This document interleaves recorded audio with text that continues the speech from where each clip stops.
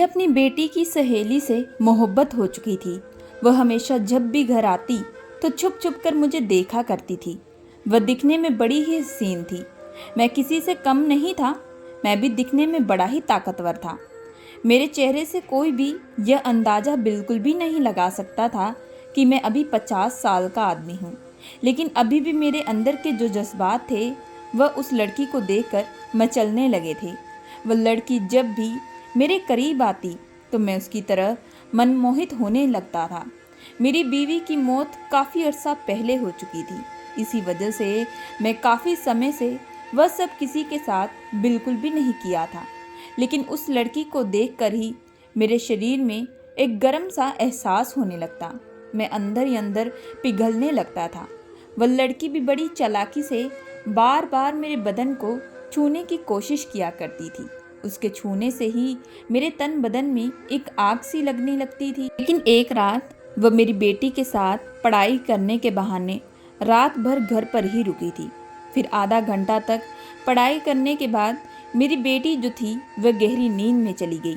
तब वह लड़की खुद मेरे कमरे में चलती हुई आई। जब उसने मेरे कमरे का दरवाज़ा खटखटाया तो उस लड़की को सामने देखकर मैं हैरान रह चुका था कि आखिर रात के इस वक्त ये मेरे कमरे के बाहर क्या कर रही है, क्योंकि कभी भी आज तक हमने एक दूसरे से कोई भी बातचीत नहीं की थी। लेकिन जब वह कमरे में आई तो उसने एक बहुत ही सुंदर सी जालीदार नाइटी पहनी थी, जिसमें उसका हुस्न और भी ज़्यादा खिल रहा था। यह देखकर मैं और भी ज़्यादा मदहोश होने लगा था। तभी वह तुरंत मेरे करीब आई और मुझे कसकर पकड़ ली। उसके पकड़ने से ही मेरे तन बदन में आग सी लगने लगी थी। उस वक्त मैं अपना सुध बुध सब कुछ खो चुका था। वह मुझे पकड़कर कहने लगी कि मेरा काफ़ी समय से बहुत मन हो रहा है। ये सुनते ही मैंने भी तुरंत अपनी आंखें बंद कर ली। मैं भी इसी मौके की तलाश में था। मैंने भी काफ़ी अरसे से वह सब नहीं किया था। मैंने तुरंत लाइट बंद कर दी और फिर चादर ओढ़कर पूरे जोश के साथ मैं अपनी उम्र के उस चौराहे पर था जहाँ पर हर आदमी खूबसूरत हसीन लड़कियों को देखकर फिसल जाता है, क्योंकि इस वक्त मेरी उम्र सिर्फ 35 साल थी। उस वक्त मेरी बेटी सिर्फ 10 साल की थी। तब मेरी पत्नी इस दुनिया से जा चुकी थी। मैं अकेला ही अपनी बेटी को पाल पोस कर बड़ा कर रहा था। मैं अपनी बेटी को माँ और बाप दोनों का प्यार देता था। मेरे पास पैसों की कोई कमी नहीं थी। मैंने अपनी बेटी के लिए घर पर नौकर चाकर भी लगा कर रखे थे, जो कि उसका अच्छे से ध्यान रखे। मेरी माँ जब भी गांव से वापस आती तो वह मुझे हमेशा कहती कि विक्रम बेटा, तेरी अभी भी उम्र है, तू शादी कर ले, रागनी को एक माँ का प्यार मिल जाएगा। लेकिन मैं हमेशा माँ की बात को इनकार कर देता, क्योंकि मुझे पता था कि कोई भी औरत मुझे तो प्यार दे सकती है, लेकिन मेरी बेटी को कभी भी माँ का प्यार बिल्कुल भी नहीं दे पाएगी। मैं अपनी बेटी को अकेला ही पाल पोस कर बड़ा करना चाहता था। मैं अपने 35 साल की उम्र में भी पूरा यंग दिखता था। अक्सर मुझे देखकर लोग कहते कि मैं तो अभी भी कुंवारा लड़का लगता हूँ, मेरी शादी भला कैसे हो सकती है। जब मैं अपनी उम्र बताता तो वो लोग सुनकर हैरान रह जाते। ऑफिस में भी काम करने वाली लड़कियाँ मुझ पर लाइन मारा करती थी, लेकिन मैं किसी को भी बिल्कुल भाव नहीं देता था, क्योंकि मुझे अपनी पत्नी से बेइंतहा मोहब्बत थी और मैं उसकी जगह बिल्कुल भी किसी और औरत को नहीं देना चाहता था। मेरी बेटी अपनी माँ के गुजर जाने के बाद सहमी सहमी हो चुकी थी। वह ज़्यादा किसी से बातचीत नहीं करती थी। उसने स्कूल में भी दोस्त बहुत ही ज़्यादा कम बनाए थे, या ये कहें कि ना के बराबर ही उसके दोस्त थे। इस बात से मैं बड़ा परेशान रहता। मैं जब भी अपनी बेटी को रात को दूध का गिलास देने के लिए आता तो वह अपने आप में ही कहीं खोई सी रहती। मैं जब इस बारे में डॉक्टर से बात करता तो डॉक्टर मुझे यही कहते कि उसकी माँ के जाने के बाद बेटी की हालत ऐसी हो चुकी है, अगर आप उसे ज़्यादा से ज़्यादा वक्त देंगे तो उसकी हालत पहले के मुकाबले बेटर हो जाएगी। लेकिन मैं अपनी बेटी को ज़्यादा वक्त बिल्कुल भी नहीं दे पाता था, क्योंकि काम का प्रेशर भी मुझ पर बहुत ही ज़्यादा था। अगर मैं काम छोड़ देता तो घर कौन संभालता, घर का खर्चा कौन उठाता। इस बात से मैं बड़ा परेशान था, लेकिन मुझे जैसे भी तैसे करके अपनी बेटी को ठीक करना था। इसी वजह से अब मैं हफ्ते में 3 दिन काम पर जाता और बाकी के 4 दिन अपनी बेटी को दिया करता। उसके साथ खेलता, उसे वक्त देता, उसे घुमाने के लिए लेकर जाता, ताकि उसका मूड पहले जैसा हो सके। मैं उसके साथ एक दोस्त जैसा बनकर रहता था। ताकि वह मुझे अपनी मन की बातें बता सके कि आखिर उसे क्या परेशानी हो रही है, आखिर वह किस चीज़ को इतना सोचती है। लेकिन मेरे लाख कोशिशों के बाद भी मेरी बेटी मुझे कुछ भी नहीं बताती थी। इसी तरीके से वक्त बीतता गया। अब ऑफिस में भी मेरा काम बढ़ चुका था, जिसकी वजह से अक्सर मुझे दूसरे शहर जाना पड़ता था। उन दिनों मैं माँ को ही अपनी बेटी के पास छोड़कर जाया करता था। धीरे धीरे मेरी बेटी भी बड़ी होती गई। रागनी 12वीं कक्षा में गई तो उन दिनों हमारे मोहल्ले में एक परिवार रहने के लिए आया था। उसमें एक लड़की थी जिसका नाम सुहाना था। सुहाना दिखने में बेहद खूबसूरत थी। वह भी रागनी के साथ एक ही क्लास में पढ़ रही थी। धीरे धीरे उन दोनों की दोस्ती बढ़ चुकी थी और वह अक्सर एक दूसरे के घर पर आया जाया भी करती थी। मैं अपनी बेटी को कहीं भी जाने से बिल्कुल भी नहीं रोकता था, क्योंकि बड़ी मुश्किल से ही वह अपनी माँ के दर्द को भुलाकर जिंदगी में अब आगे बढ़ रही थी। अब उसके चेहरे पर मैं खुशी देखता था। धीरे धीरे मेरी बेटी के चेहरे पर खुशी आने लगी और वह दिल खोलकर बातें किया करती थी, जिसे देखकर मुझे काफ़ी अच्छा लगता था। और यह खुशी सिर्फ और सिर्फ सुहाना के आने से ही हुई थी। सुहाना दिखने में एक समझदार लड़की लगती थी। एक बार मैं ऑफिस से आया तो मैं किचन में खाना खाने के लिए गया। तभी मैंने देखा कि सुहाना किचन में खड़ी होकर कुछ बना रही थी। मुझे आते ही देख कहने लगी कि रागनी को कुछ खाने का मन हो रहा था, इसी वजह से मैं बनाने बैठ गई। मुझे खाना वह तब परोसने लगी। मैं यह देखकर हैरान रह चुका था। जब मैं चम्मच से उस खाने को खाया तो उसका स्वाद काफ़ी लाजवाब था। वाकई सुहाना के हाथों में तो जादू था। अब सुहाना भी ज़्यादातर हमारे घर पर रहा करती। मैं जब भी सुहाना को देखता तो कहीं ना कहीं मनमोहित हो जाता। वह दिखने में बहुत ही मासूम और सुलझी हुई लड़की थी। मेरे घर की चीज़ों को भी बखूबी से संभाल कर रखती, मानो जैसे ये उसका ही घर हो। किचन में चली जाती तो खुद खाना बनाती और सबको परोस कर भी देती, जो कि मुझे काफ़ी अच्छा लगता था। धीरे धीरे सुहाना रागनी काफ़ी अच्छे पक्के वाले दोस्त बन चुके थे, जो कि हूबहू एक जैसे कपड़े पहनते। सुहाना के साथ रहकर मेरी बेटी की तबीयत अब काफ़ी ठीक हो चुकी थी। वह अब काफ़ी घुल मिल कर बातें किया करती। मैं हमेशा भगवान का शुक्र अदा किया करता कि सुहाना को आपने हमारी ज़िंदगी में भेज दिया, नहीं तो मुझे अपनी ज़िंदगी बेजान सी लग रही थी। सुहाना जब भी घर में आती तो मुझे कुछ खाना देने के बहाने छूने की कोशिश करती। उसके छूते ही मेरे तन बदन में आग सी लगने लगती। मेरा दिल उसी समय बेचैन होने लगता। अक्सर मेरी बेटी मुझे कहा करती कि पापा, आप हमें एक साथ संडे के दिन घुमाने के लिए लेकर जाना। मैं जब भी उन दोनों को घुमाने के लिए लेकर जाता तो गाड़ी में शीशे के बहाने सुहाना को देखा करता। जब वो मुझे देखती तो मैं आंख झपक लेता। अब इसी तरह वक्त बीत रहा था। दोनों ही सहेलियां खूब मज़े कर रही थी, लेकिन रागनी के सो जाने के बाद सुहाना अक्सर हॉल में जाकर बैठ जाती। जब एक दिन मैं किचन में पानी लेने के लिए गया तो मैं सुहाना के बगल में जाकर बैठ चुका था। मैं उससे हालचाल पूछने लगा कि कुछ बात तो नहीं, लेकिन वह कहने लगी कि कुछ ऐसी बात नहीं है, बस उसे अच्छा नहीं लग रहा था, इसी वजह से वह हॉल में आकर बैठ गई। मैंने भी कहा कि ठीक है, मैं तुम्हारे साथ कुछ देर वक्त बैठ जाता हूँ, तुम्हें जब नींद आएगी तो तुम तब चले जाना। तभी सुहाना भी उठकर थोड़ा मेरे बगल में आकर बैठ चुकी थी। उस वक्त मुझे थोड़ी हिचकिचाहट हो रही थी। मेरे माथे से पसीने छूटने लगे, मेरे दिलों की धड़कनें बढ़ने लगी।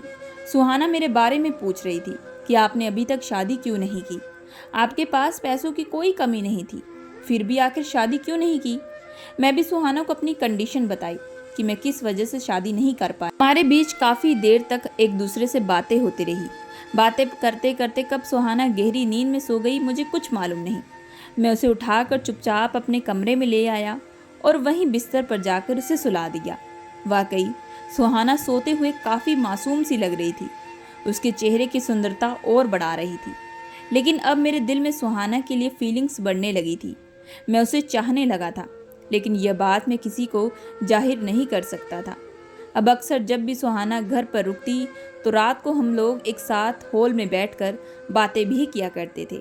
सुहाना भी मेरे साथ काफ़ी फ्रेंडली हो चुकी थी। लेकिन फिर एक दिन ऐसा आया कि मेरी ज़िंदगी ही बदल चुकी थी। मैं ऑफिस में मज़े से काम कर रहा था। उस वक्त मैं सुहाना के बारे में सोच रहा था। तभी मेरे फ़ोन की घंटी बजने लगी।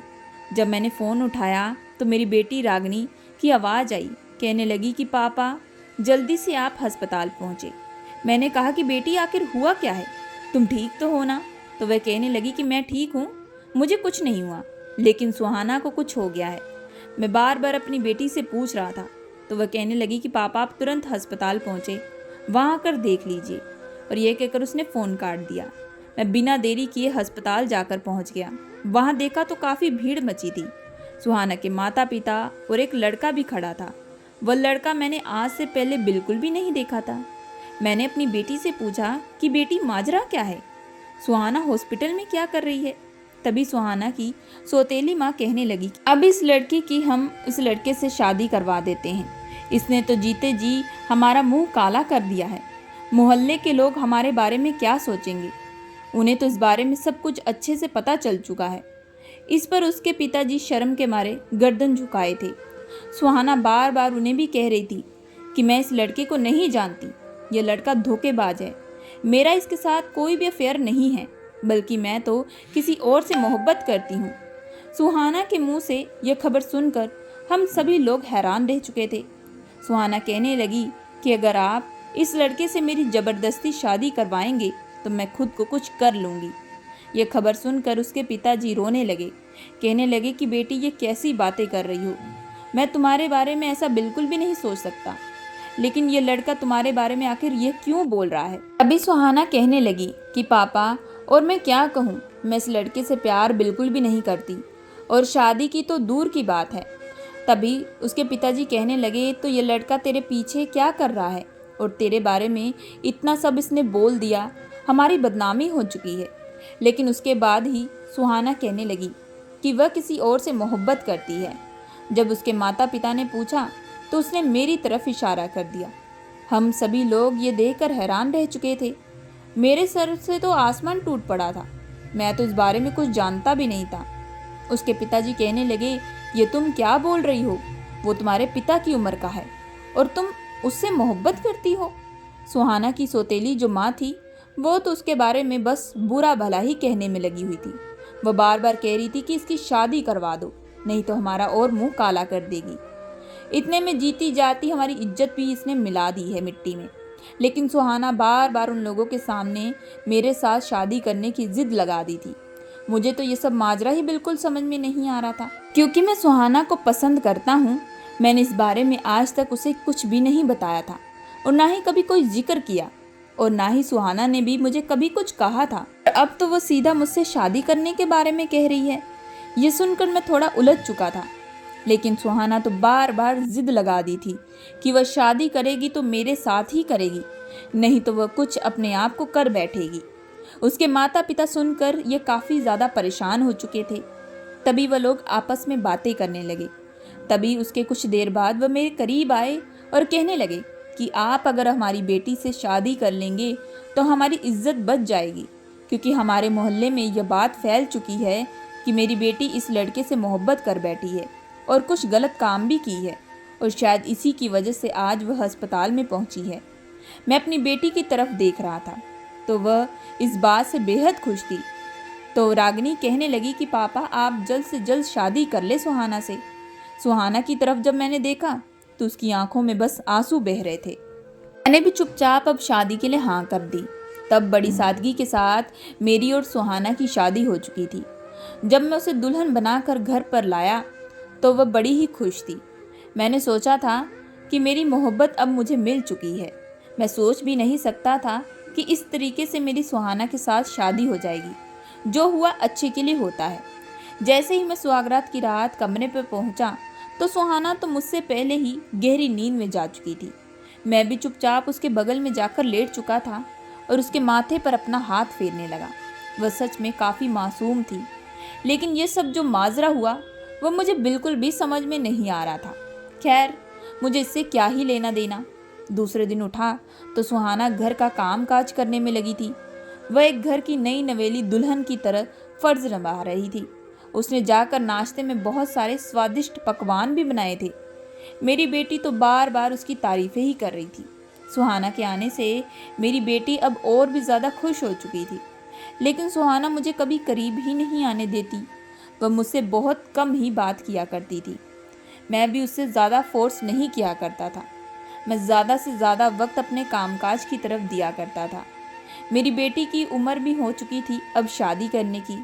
एक दिन मेरी बेटी कहने लगी कि उसे कॉलेज में एक लड़का पसंद आ चुका है। मैंने उस लड़के का पता निकलवाया और जब पता चला तो वह लड़का बहुत अच्छा था। इसी वजह से मैंने जल्द ही अपनी बेटी की शादी कर दी और मेरी बेटी भी शादी करके अपने ससुराल विदा हो चुकी थी। अक्सर दोनों ही फ़ोन पर बैठकर सहेलियां घंटों घंटों भर बातें किया करती थी। मैं जब काम से थक आ रहा था तो सुहाना मेरे लिए तुरंत नाश्ता परोसने लगती। रात को जब हम दोनों सोते तब वो मुझसे दूरी बनाकर सोती। ये सब मुझे मामला बिल्कुल भी समझ नहीं आता, लेकिन जब हम दोनों गहरी नींद में चले जाते तो वो मेरे करीब आ जाती, उसका हाथ मेरे बदन पर होता। सुबह उठता तो ये देखकर मैं बड़ा ही खुश होता, लेकिन जब उसकी आँख खुलती तो वो तुरंत हड़बड़ा कर अपना हाथ पीछे कर लेती। मेरे पास भी अब हिम्मत नहीं रही थी कि मैं कुछ कहूँ उसे। मैं उसे कुछ भी नहीं बोल पाता था, क्योंकि मुझे पता था कि वह मुझसे अभी भी 10 साल छोटी है। एक दिन मेरी बेटी ससुराल में मुझसे मिलने के लिए आई। मैं उस दिन ऑफिस से घर जल्दी आ चुका था। जैसे ही अपनी बेटी से मिलने के लिए कमरे की तरफ बढ़ा तो मुझे बाहर से सुहाना की यह बात सुनाई दी। वह कह रही थी कि वह तो किसी और से मोहब्बत करती है, शादी नहीं करना चाहती थी। यह बात सुनते ही मेरी बेटी कहने लगी, मैं तो अच्छे से जानती हूँ, तुमने तो मजबूरी में आकर मेरे पिताजी से शादी की है। वैसे भी मेरे पिताजी तो उम्र में बहुत ज़्यादा बड़े हैं, तुम उनके साथ कभी खुश नहीं रह पाओगी। यह बात सुनकर मैं तो पूरे तरीके से टूट चुका था। मैं मुड़कर अपने कमरे में चला आया और मैं सोचने लगा कि आखिर सुहाना और रागनी दोनों ने मिलकर मेरे साथ ऐसा क्यों किया, मेरी फीलिंग के साथ खिलवाड़ क्यों किया। शादी को उन्होंने मखौल समझ के रख लिया है। अब मुझे समझ में आ रहा था कि सुहाना ने उस लड़के से पीछा छुड़वाने के लिए ही जानबूझकर मुझसे शादी कर ली, ताकि कल को मुझसे आराम से तलाक लेकर अपनी किसी दूसरी मोहब्बत से शादी कर सके। अब मुझे अंदर ही अंदर बड़ा ही गुस्सा आ रहा था। आज मैंने सोच लिया था कि मैं सुहाना से आज बात करके ही रहूँगा। तभी तो पिछले 2 महीनों से सुहाना कभी मुझे करीब ही नहीं आने दी। यही कुछ सोच रहा था कि फिर आधे घंटे के बाद सुहाना जैसे ही कमरे में आई, आज मैं उस पर बरस पड़ा था। मेरे मुंह में जो आ रहा था मैं उसे कहे जा रहा था। मैं कहने लगा कि तुम्हें अगर मुझसे शादी नहीं करनी थी तो ये दिखावा क्यों किया, ये झूठ मूठ की शादी क्यों की। मैंने तो तुम्हें कभी फोर्स नहीं किया, ना ही मैंने कभी तुमसे अपनी फीलिंग जाहिर की, तो तुमने मेरी फीलिंग्स का मजाक क्यों बनाया। मेरे गुस्से में जो आ रहा था मैं उसे कहता जा रहा था। वह चुपचाप मेरी आंखों में देख रही थी, सिर्फ उसकी आंखों में आंसू बह रहे थे। वाकई उसे भी अपनी गलती का एहसास हो चुका था, तभी तो उसकी आंखों में आंसू थे। मैंने कहा कि मैंने ज़िंदगी में पहली बार किसी से शादी की थी। मैं सच्चे मन से तुमसे शादी करना चाहता था और की भी। मेरी पत्नी के बाद मैंने कभी किसी और औरत की तरफ निगाह तक भी नहीं डाली थी। तुम्हें देखा तो कहीं ना कहीं मुझे तुमसे लगाव हो चुका था, मुझे तुमसे मोहब्बत होने लगी थी, लेकिन तुमने तो मेरी मोहब्बत का खिलवाड़ बना कर रख दिया। यह कहकर मैं तुरंत गुस्से से बाहर जा चुका था।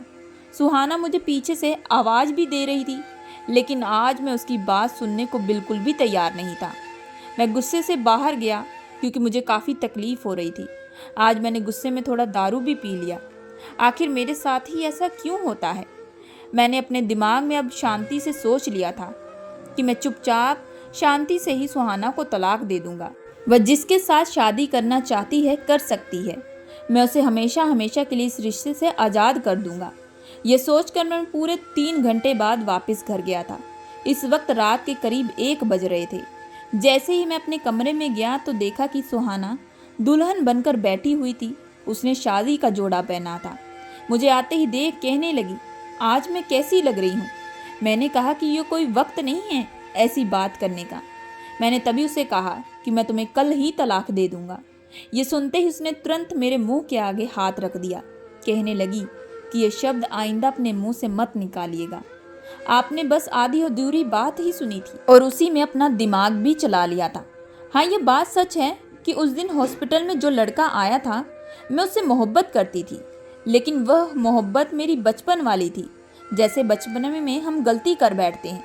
जैसे मैं बड़ी होती गई मुझे उस लड़के की सच्चाई पता चल चुकी थी। वह लड़का मुझे डराने लगा और मैं जानती थी कि मेरी सौतीली माँ तो जानबूझकर ही मेरी शादी उससे करवा देगी। इसी वजह से उस दिन मैंने सबके सामने आपसे शादी करने का फैसला किया था।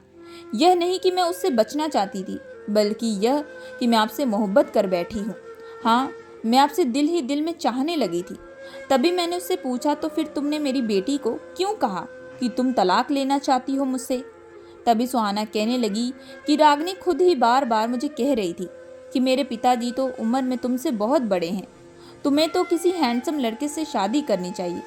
मैं रागनी से बहुत प्यार करती हूँ, लेकिन उसके सामने बिल्कुल भी ये बात ना कह सकी कि मैं उसके पिताजी से तो मोहब्बत करती हूँ। ये कहने की मुझ में हिम्मत बिल्कुल भी नहीं थी। वह शायद मेरे बारे में गलत भी समझ सकती थी। दूसरी तरफ मुझ में हिम्मत नहीं थी कि मैं आपके करीब भी आऊँ। मैं चाहती थी कि आप खुद मेरे करीब आए, मुझे अपनी बाहों में समाएं, लेकिन आप तो उल्टा मुझसे दूरी बनाकर रहते थे। मैंने तभी कहा कि मैं तो सोचता था कि तुम मुझसे भी छोटी हो, इसी वजह से तुम अभी वक्त चाहती हो। मैं तभी तुम्हारे करीब कभी नहीं आया।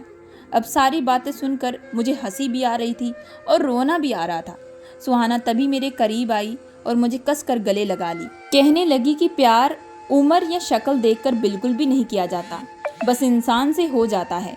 और जैसा लड़का मुझे अपनी जिंदगी में चाहिए था, वैसा हूबहू आप हो। आप अपने परिवार का बखूबी से ध्यान रखते हो। उसी रात मैंने और सुहाना ने जमकर एक दूसरे पर प्यार लुटाया था। आज की रात मैं सुहाना की बाहों में मदहोश हो चुका था। सो दोस्तों, आप लोगों को ये कहानी कैसी लगी हमें कमेंट करके ज़रूर बताइएगा। अगर आप लोग हमारे चैनल पर नए आए हैं तो हमारे चैनल को लाइक एंड सब्सक्राइब करके ज़रूर जाइएगा।